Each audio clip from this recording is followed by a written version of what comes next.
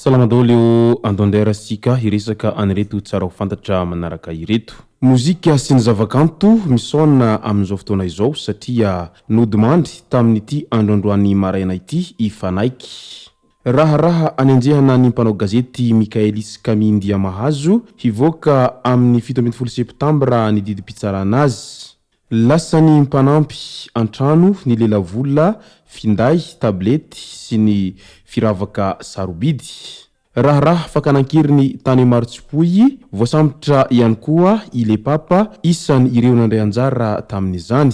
ireo ny fakafakana amintsika atao anatin'ity video ity ka manasantsika rehetra anaraka an'ity video ity hatramin'ny farany azadino ny milaiky ny video antsika ary tsarovy hatrany ny abone misainina antsika mba fanareo manaraka tsy tapaka ny video zay lefa any am'sesy sy tomatapata gasy toy izao ny fanaovana azy tsy ampendrela moa isika fa avy hatrany tonga de vavany ndawary misaona ny tontolon'ny zavakanto sy ny mozika malagasy amin'izao fotoana izao satria nodimandry tamin'ny androany maraina ifanaiky na rasolo mahitratra ny herina valona fanaiky izay mpitendry gitara beso ao amin'ny tarika solomiraly ary efa niaraka tamin'ny mpanakanto maro ihany koa ity andrareziny gitara malagasy ity araky ny fantatra dia aretina voa no efa nahazo azy hatramin'ny ela ka androany vao maraina rehefa nody avy any amin'ny dokotera mpitsabo azy izy izao nandao ny tany izao anisan'ny tena nahafantarana azy ihany koa ilay gadona azy manokana nataony hoe jazz miteny ka noho izany dia mirary ny finonana feno ho an'ny fianakavian'ny fanaiky izay avy ety moatoata gasy enganeka ho tsara levenana ny maty ary aza misosoka alahelo intsony io moa zany ny fiainana dia tantely mambahona misy ny tsara sy ny ratsy foana ary ny fiainan'olombelona dia toy ny volovarin'Andriamanitra rehefa tonga ny fotoana hakany azy dia tsy maintsy mandeha fa tsisy afa manoatra rehefa tonga izay fotoana izay ka dia mankahery izay avy ety moatoata gasy ho an'ireo fianakaviana sy namanankaiky an'izay mpanakanto fanaiky izay eo amin'ny resaka asa fanaovan-gazety indray raharaha izay nahavoasaringotra ny mpanao gazety avy any Tamatavy any Kami Mikaelis Ndia Mahazo dia hivoaka amin'ny 17 septambra ny didim-pitsarana azy fanentanana fandraisana andraikitra manoloana ireo olana izay voatanisany no hevitry ilay hoe mifahaza ry Toamasina hoy ny mpisolo vavazy io teny io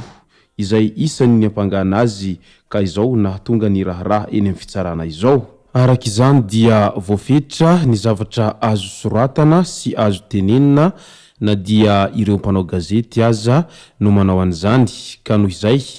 dia mipetraka foana ilay hoe mbola tsy tena ao tsara ny fahafahana miteny sy fahazahoana alalana mamoaka an'izay rehetra tiana havoaka izany hoe mbola misy foana ny limity eo amin'ny liberté d'expression mandraky teny androany ho an'i Madagasikara aiza hoaiza arak'izany ny demokrasia sy ny fahafahana maneho hevitra hoy ny mpanarabavao maro raha vantany vao nahita an'izao tranga izay nahazo any mpanao gazety avy ao Toamasina izao izay moa dia andrasantsika eto ara izay didy hivoaka amin'ny 17 ny volana septambra izao manoloana an'ity raharaha Kami Mikaelis Ndia Mahazo izay mpanao gazety zanaka ny Toamasina ity eo miresaky ny halatra ao antrano indray dia matetika moa isika maka anireny mpanampy avy any faritra na ihany koa avy ao fovoantany ireny izay mpanampy zanak'olona sahirana no omena asa satria ny asa moa amin'izao fotoana izao dia iaraha mahita sy iaraha mahalala fa tena sarotra ny mitady an'izay asa izay ka voatery noho ny tsy fahampiana sy tsy fahavitana ny raharaha ao an-tokantrano dia tsy maintsy maka mpanampy izay mba hanamora ny fanaovana ny raharaha ao an-tokantrano Manomboka eo ny mpampiasa dia miezaka mametraka fatokisana amin'ireny mpanampy izay voanalaina ireny fa matetika misy amin'ireny mpanampy ireny dia manararaotra an'izay fahatsorana izay sy ny fatokisana azy ireo izay ka dia manita-kevitra ary mangalatra. Raharaha mahakasika ny mpanampy sy mpampiasa izay no tranga izay niseho tamina tokantrano anankiray satria lasany ilay mpanampy tao an-trano lelavola maromaro, finday, tablety sy ny firavaka sarobidy. Volon'Iaina Robina no anaran'ilay mpanampy izay 20 taona monja ary avy any Ambalakely Fianarantsoa ny fiaviany. Raha misy ny mahafantatra vaovao momba azy dia afaka miantso ny laharana 034 29 843 14 na 034 50 361 31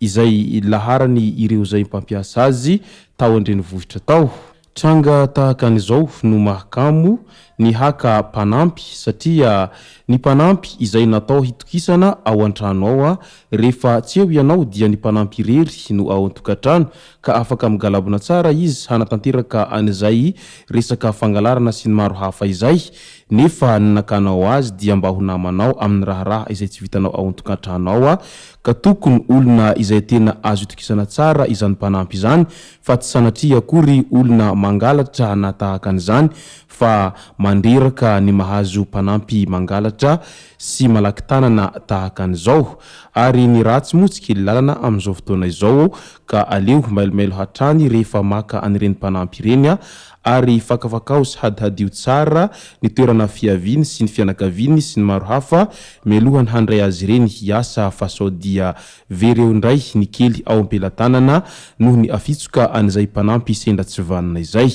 Ny amaranantsika azy dia ny eo amin'ny resaka raharaha fakanankeriny izay nitranga tany Marotsipoy izay nahitana anireo fatiolona dimbe zao noho ny nafitsoka anireo izay tsy matahotody pakankeriny tsy vitany nakankeriny nefa dia namonina faty anireo olona 10 rahalahy ireo. Taoriany ilay tranga nafatesana anireo olona 10 rahalahy mantsy dia nanao fanambarana ny zandarmeriam-pirenena sy ny mpitandron'ny filaminana fa hatao hazalambo ireo zay nahavandoza tamin'izay tranga izay ka iny nanaovana fanambarana isan-karazany iny amina resaka avis de recherche na hoe fanambarana fikarohana. Maromaro moa ireo zay voasaringotra tao anatin'izay fanambarana fikarohana izay ka isan'izany ile papa izay isan'ireo jiolahy izay nandray anjara tamin'ny fakanankeriny tao Marotsipoy distrikany Anjorobe. Izy no lehilahy faha-efatra nanaovan'ny mpitandro filaminana ny hazalambo ka izao tratra izy amin'izao ankehitriny izao ary efa voasambotra ny eny amin'ny zandarmeriam-pirenena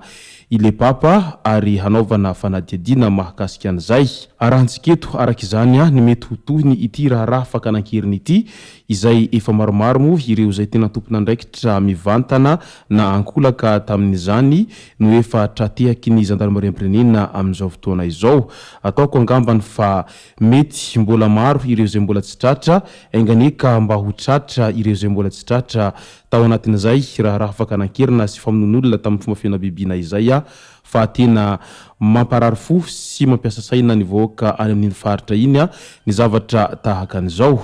Izay sy zay moa no masaka azona roso tao anatin'ity video ity tomboky lasy tomboky vavy misaotra antsika rehetra nanaraka an'ity video ity hatramin'ny farany. Azadiny ny milaiky ny video antsika ary tsarovatrany ny miabone amin'ny chaîne antsika mba ahafahanareo manaraka tsy tapaka ny video zay lefa any amin'ny sisy tomatamatasy tomboky lasy tomboky vavy mankasitraka dia mirary soa.